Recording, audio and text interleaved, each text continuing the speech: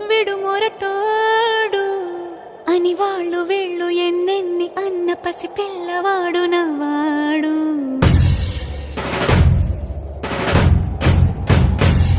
విడు ముండోడు అని ఊరు వాడ అనుకున్న గాని మహారాజు నాకు నవ్వాడు.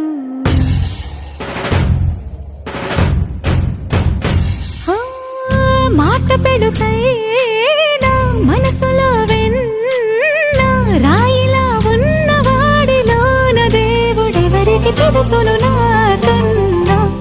సూసేకి అగ్గిరవ్వ మాదిరే ఉంటా.